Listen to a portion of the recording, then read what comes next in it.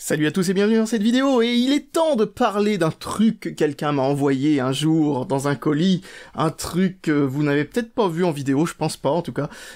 C'est une alimentation de PC. Alors vous vous dites, oh là là, c'est ennuyeux une alimentation, il y a jamais rien à dire sur ces trucs-là, à part les voir exploser, là par contre ça c'est drôle ça par contre, mais bon, une alimentation c'est juste une alimentation, c'est des câbles, on les branche et tout ça. Ouh là là, attention, vous n'avez pas vu ce que vous allez voir. Voici une alimentation qui pèse une tonne d'ailleurs. Oh, voilà. Oh putain. Il s'agit d'une alimentation pour... Alors vous voyez déjà qu'elle est énorme, hein. Elle fait 2 fois une alimentation normale. D'ailleurs c'est de toute façon 2 alimentations tout bêtement. C'est une alimentation qui c'est ici hein, que ça se visse, hein. C'est pas de l'autre côté, donc c'est complètement impossible à mettre dans un boîtier normal. C'est pour miner du Bitcoin. Donc vous vous dites, mais qu'est-ce qui fait d'une alimentation qu'elle est faite spécialement pour miner du Bitcoin? On peut utiliser n'importe quelle alimentation pour ça. Bah c'est vrai, sauf que, voilà, il y a dessus, et encore, ce n'est pas encore toutes les prises pour carte graphique qu'il y a dessus, mais il y a une tonne de prises pour carte graphique dessus, dont la bonne moitié, si ce n'est pas plus, sont reliées à une seule et unique alimentation sur les deux. Bref, voilà la spécificité de cette alimentation. Mais vous allez voir que une autre spécificité de cette alimentation, c'est pas qu'elle est faite pour miner du Bitcoin. C'est qu'en plus de ça, comme le Bitcoin, j'ai envie de dire, c'est une arnaque. Regardez-moi ça. Donc déjà, vous avez des beaux logos qui bling et tout, là, oh là là, gangsta du Bitcoin, tout ça. Vous avez plein de logos Bitcoin partout et tout ça, machin. Un logo qui dit que ça a passé, on ne sait pas quoi, parce qu'il y a juste marqué passe. Ensuite, il y a une étiquette qui sert à rien. Voilà, ensuite, vous avez cette étiquette. Alors, cette étiquette magnifique nous montre plusieurs choses. Déjà, première chose... elle est 80 plus Platinum. Enfin, en tout cas, il semblerait. Donc, vous avez Professional Switching Power Supply, ça au moins c'est dit comme il faut. Donc ici, nous avons encore un logo. Là, c'est... alors ça, franchement, j'ai jamais vu ça sur une seule alimentation. En gros, l'alimentation est tout entre 960 watts et 4000 watts. Il suffit juste, visiblement, d'un stylo, et par le saint pouvoir du feutre, vous pouvez dire ce que c'est que cette alimentation. Ça n'a aucun putain de sens d'avoir une étiquette à cocher comme ça. Hein, ce n'est pas une boîte, ce n'est pas juste l'emballage, c'est sur la lime elle-même qu'il y a ça. Donc moi, pour moi, ça veut dire que toutes ces alimes sont les mêmes, et que ça va de 960 watts jusqu'à 4000, et à mon avis, ça fait même pas les 960 watts. Donc ensuite, nous avons quelques petits machins qui sont écrits. Bon, là, jusque-là, c'est écrit comme il faut, parce qu'ils ont dû copier-coller ça venant d'une autre alimentation, on va dire. Et ensuite, il y a marqué « Design especially for Bitcoin or Litecoin », ok. « Provide Stassel Power », alors je sais pas ce que c'est que le Stassel Power, mais ça ressemble à un truc allemand, for your mining machine. Bon, ok, d'accord, et visiblement, on est censé détester ce produit. Donc, bref, je ne comprends absolument pas comment un truc pareil peut se retrouver entre mes mains, parce que je comprends pas comment on peut acheter ça. C'est clairement de l'arnaque. Et un truc qui me fait dire ça aussi, que c'est clairement de l'arnaque, en dehors de l'autocollant à cocher, où vous choisissez en gros, suivant ce que le gars a acheté, la puissance du truc juste avec un feutre, c'est quand même complètement ridicule. Vous pouvez voir qu'à l'intérieur de la prise, il y a marqué 10 ampères, 250 volts. Alors vous pouvez faire le calcul si vous voulez, c'est très simple, hein. Pour information, c'est volts multiplié par ampères, pour savoir combien peut passer de watts maximum par la prise. Et ça fait 2500. À savoir que c'est avec du 250 volts, encore une fois. Cette alimentation est aussi compatible avec du 110 volts. 110 volts x 10, parce que le nombre d'ampères ne change pas suivant la tension. 110 volts x 10, ça fait que 1100 watts. Donc, en gros, cette alimentation ne peut, sans faire un incendie au niveau de la prise à l'arrière de l'alimentation, sortir qu'un maximum de 2600 watts en jouant un petit peu sur la tolérance, disons. Et en 250 volts. Si vous êtes en 220, allez, disons 2300 watts, on va être gentil, et ça devrait pas poser trop de problèmes, 2300, 2400, un truc comme ça. Et alors, si vous êtes en 110 volts, environ 100 volts ou quelque chose comme ça, franchement, si vous êtes assez fou pour en sortir plus de 1100 watts, franchement, sachant qu'en plus de ça, les pertes intérieures, là, je ne les ai pas comptées. Là, pour information, je pars du principe que cette alimentation a un rendement de 100%. Or, ça n'existe pas. Donc, ça veut dire que si vous faites rentrer dedans 2500 watts, qui est le maximum toléré par la prise à l'arrière de l'alimentation, vous récupérez 2200 ou un truc comme ça. Donc ce genre d'alimentation, quand elles sont réelles, ce qui se passe, c'est que déjà, premièrement, elles sont redondantes. Il y en a deux qu'on peut enlever, changer, etc., suivant le fait qu'il y en ait une qui grille ou pas, sans que la machine s'arrête. Voilà, déjà premièrement. Deuxièmement, il n'y a pas une prise, il y en a deux prises. Parce que là, par contre, ça permet de pouvoir réellement récupérer du secteur un minimum d'environ 4000 watts, et encore, en ayant des prises murales ou des choses comme ça, enfin des prises qui sont faites pour, quoi, hein. C'est-à-dire qu'en gros, c'est pas au bout d'une prise multiple, hein. Si vous branchez les deux sur la même prise multiple, ça revient au même, hein. Vous avez pas le droit de récupérer normalement plus de 2000 watts environ sur une prise. Bref, voilà, ça déjà c'est bien ridicule. En voyant tout ça, moi qui connais un petit peu ce genre de truc, hein, ayant quand même fait des études là-dedans, je me rends bien compte que là nous sommes dans du nimp, quelque chose de complètement débile. Mais c'est pas fini, regardez-moi ça. Alors nous avons des prises 6 broches ici, déjà les fils pour une alimentation normale sont fins. Voilà, à côté de moi, j'ai une alimentation Seasonic plutôt ancienne, et vous pouvez voir que pour une Molex, qui est faite du coup pour consommer beaucoup moins, vous avez des fils qui sont à peu près du même gabarit. Après, ça dépend aussi du matériel qu'il y a dedans. Et les fils là qu'il y a pour le petit rajout 8 broches ici, sont encore plus fins que ce qu'il y a sur des fils pour un lecteur de disquette sur cette vieille Seasonic. Un lecteur de disquette, le truc qui consomme que dalle, quoi. Et là, ça, c'est pour faire des bornes de moins pour une carte graphique, quoi. Ces trucs-là, là, ces cheveux, quoi, c'est ridicule. Bref, s'il n'y avait pas déjà 2 tonnes de pertes à l'intérieur de cette alimentation, eh bien, les fils, ne serait-ce que rien que le diamètre des fils, fait que cette alimentation, c'est certain, elle est pas 80 plus platinum. Pourquoi ? Parce que plus les fils sont fins, plus ils ont de résistance. Plus ils ont de résistance, plus il y a de pertes. Plus il y a de pertes, bah, moins il y a de rendement, hein. Le rendement, la perte, c'est la même chose. Moins il y a de rendement, bah, si t'es en dessous d'un rendement spécifique, tu n'es pas 80 plus platinum. 80 plus platinum, ça veut dire que vous avez un rendement de ouf, normalement, dans cette alim. Alors, un autre truc qui supportera pas qu'on tire 4000 watts dessus, c'est la prise murale, bien sûr, mais aussi le câble.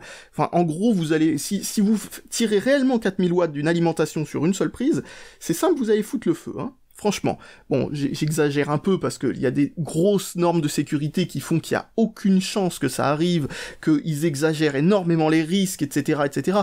Mais ces normes, elles sont là justement pour faire en sorte que ça prenne en compte aussi les cas particuliers, genre par exemple si ça fait mal contact dans la prise et ce genre de trucs, ça fait des arcs qui font énormément de chaleur localisée, et etc., etc. Enfin bref, bon, je vais pas rentrer dans les détails, mais en gros, c'est important. Ce genre de normes existe pour qu'on puisse utiliser l'électricité et qu'on n'ait pas des gens qui fassent comme avec le nucléaire. Oh mon dieu, c'est super dangereux! Donc voilà, bon, donc il faut les respecter, c'est important. Même si elles sont extrêmement exagérées, elles permettent de faire en sorte que le risque soit très proche de 0. Donc ce que je vais faire, c'est que j'ai branché la lime, je l'ai mise à 0, ok, donc elle est éteinte. Voilà, donc j'ai branché le fameux machin qui permet d'allumer une lime sans aucune charge. Et je suis parti pour l'allumer, et là franchement, même si c'est un micro très directif que j'utilise, et un micro extrêmement sensible surtout à la voix et pas tellement au son ambiant, je pense que là vous allez quand même l'entendre, parce que vous allez rigoler, quoi. Oh putain, en plus ça souffle de la poussière plein ma gueule. Bref, c'est totalement insupportable, et en plus de ça, vous voyez qu'il y a un autre truc, elle n'est pas thermorégulée, parce que sinon elle serait pas à fond comme ça, alors que y a aucune charge.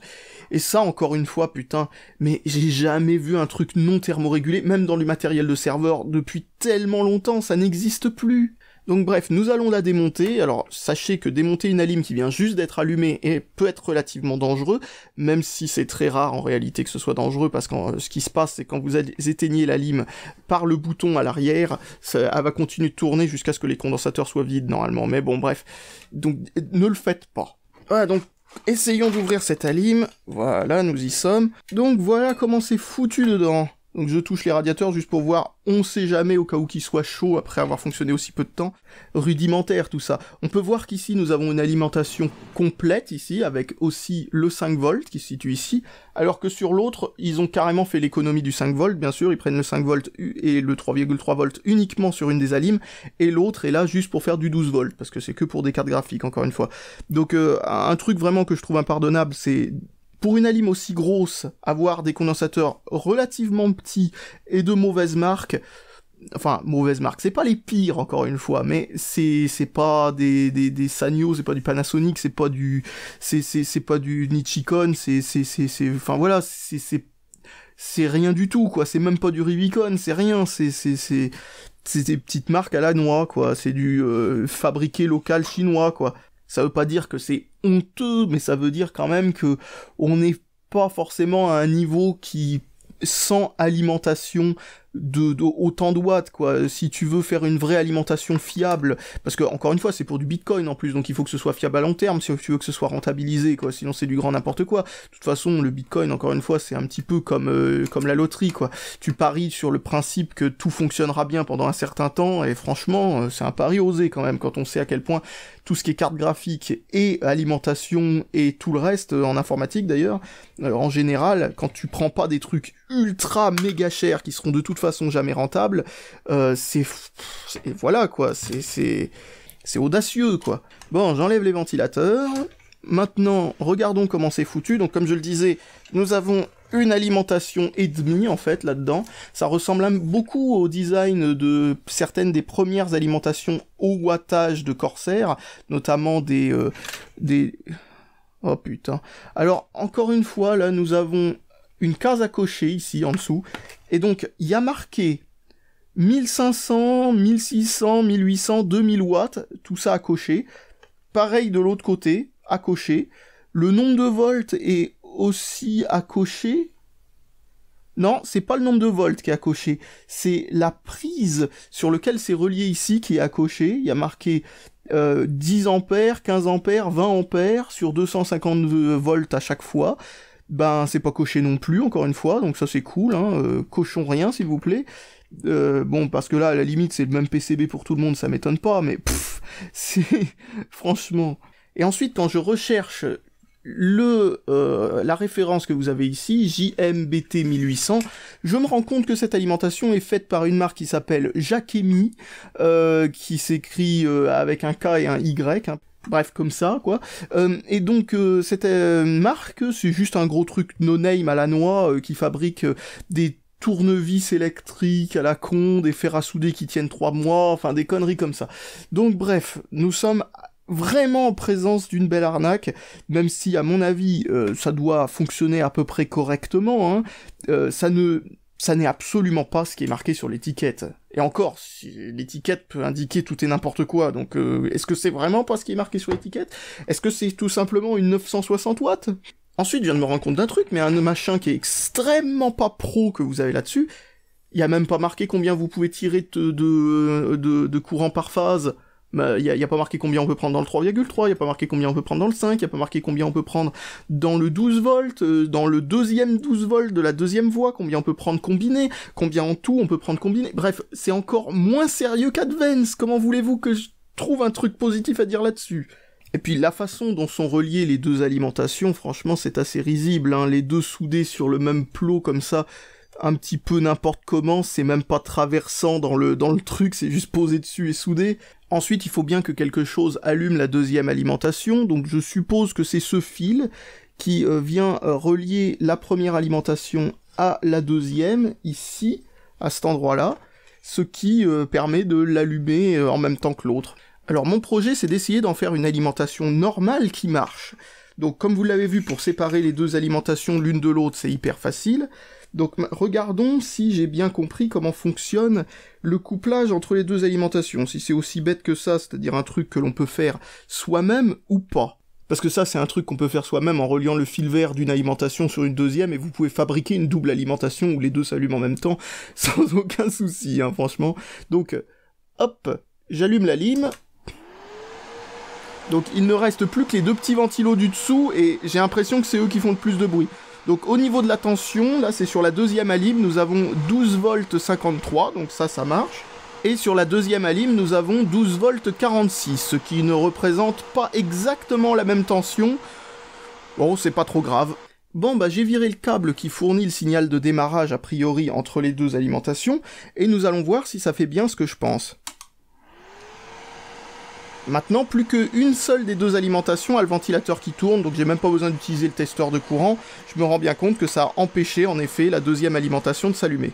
Donc c'est vraiment tout aussi bête que ça, hein. C'est vraiment deux alimentations reliées entre elles, sans aucune régulation ou vérification que la tension est la même des deux côtés, ou ce genre de truc. Bon bah voilà, c'est vraiment deux alimentations séparées. Alors je suis en train de la démonter et je me rends compte que j'adore aussi à quel point cette alimentation est tenue intégralement uniquement au Serflex. Franchement, c'est ridicule. C'est uniquement un collier serrant qui... il faut que je fasse gaffe à pas couper un fil fin comme un poil de cul en même temps, qui retient tous les fils. C'est même pas, vous savez, le cerclage ou je sais pas quoi. Non, non, le cerclage n'est même pas assez bon pour ça. Oh putain, la lime, j'ai l'impression qu'elle est engluée par le cul dans le boîtier. Alors peut-être qu'il y a un pad thermique, je ne sais pas. Et voilà, j'ai récupéré la lime, et comme vous pouvez le voir, il y a bien un gros pad thermique ici, qui relie cette partie chaude au châssis en métal pour le refroidir. Ça c'est quelque chose que l'on voit assez classiquement. Cette espèce de morceau de plastique est fait exprès pour pas que la tension saute vers le métal. Ah, c'est juste une petite sorte de bouclier. Et voilà, c'est tout. Nous avons un fusible. Un fusible d'ailleurs que si on peut comprendre ce qu'il y a marqué comme référence dessus, peut permettre de savoir à quel moment saute la lime.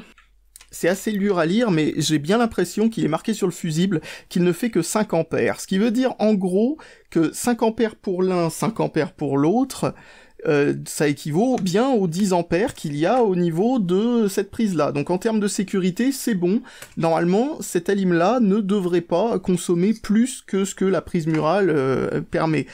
Bien sûr, ce que ça veut dire aussi, c'est que cette alimentation n'est pas capable de récupérer au mieux en 250 volts 2500 watts du secteur, ce qui veut dire, avec même un rendement relativement correct, ça cocherait plutôt la case 2200 watts en réalité, et pas 3450, ça c'est clair.